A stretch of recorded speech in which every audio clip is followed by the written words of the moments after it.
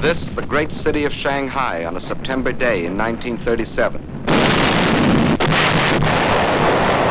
This, the fearful beginning of a new kind of war. This, the first mass bombing from the air of a helpless civilian population.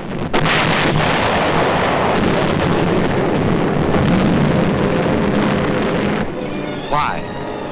Why are these innocent Chinese men, women, children to die beneath the hail of Japanese bombs?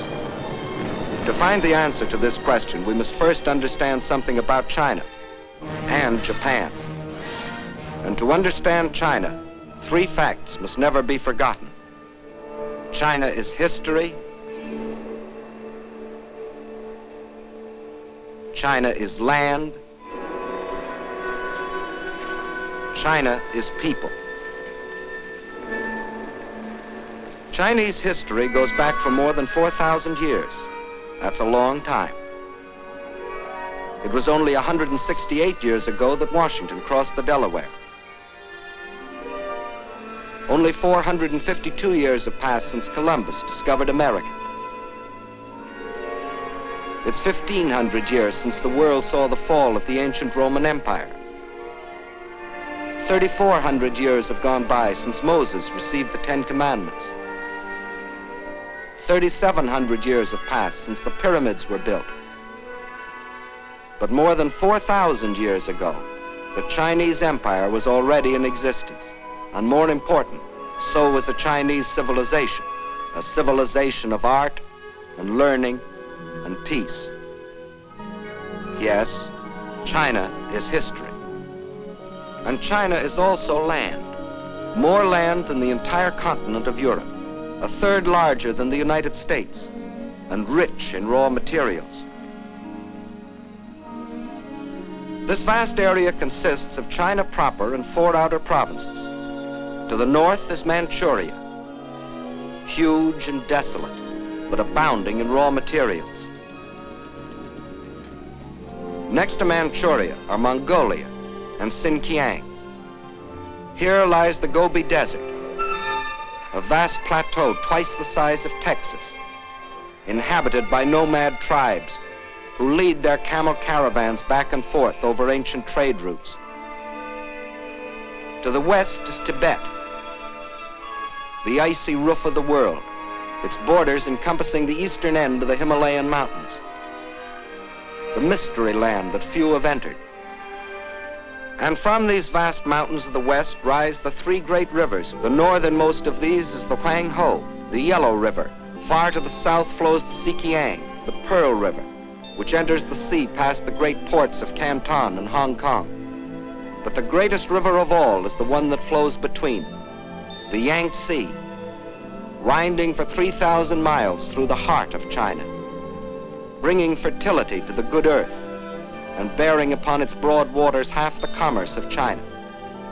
Yes, China is land, next to Russia, the largest country in the world. But most important, and since 1/5 of all the human beings in the world are Chinese, we should know what sort of people they are. They developed the art of printing from movable type.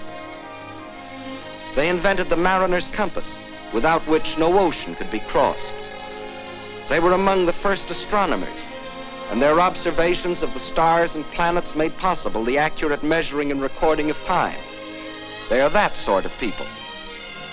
And why do we call our dishes China?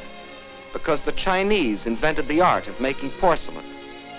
And as we all know, they invented gunpowder, not as a weapon of war,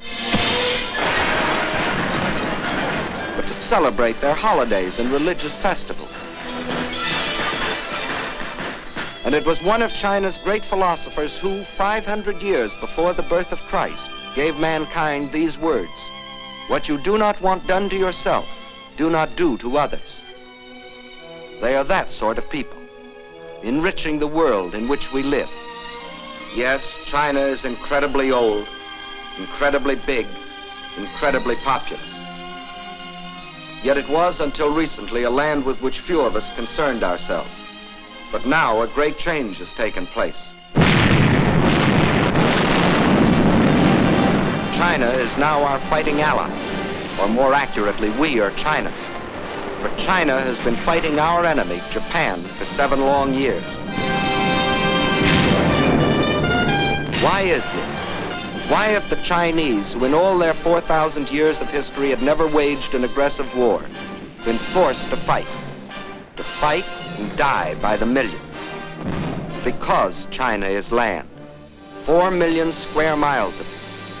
And because China is people, 450 million of them. And because Japan had a plan to use them both. That plan was finally stated in the Tanaka Memorial, a blueprint for world conquest, formulated in 1927 by Baron Gishi Tanaka, the Japanese foreign minister. In order to conquer the world, we must first conquer China. Here was their mad dream. Phase 1, the conquest of Manchuria for raw materials. Phase 2, the absorption of China for manpower, piece by piece, so as not to arouse the rest of the world. Phase 3, a triumphant sweep to the south to seize the riches of the Indies. Phase 4, the eastward move to crush the United States. One fact was obvious. China was to be the giant back on which Japan would ride to world conquest, just as Russia was to be enslaved for German use. But how was it possible for Japan, only 1/20th the size of China, and with only 1/6 its population, to think of conquering China, much less the world? There were 2 main reasons for this. In the first place, modern China, in spite of its age-old history, was like the broken pieces of a jigsaw puzzle, each piece controlled by a different ruler, each with his own private army. In modern terms, China was a country, but not yet a nation, while Japan was a united, well-knit, highly regimented military dictatorship.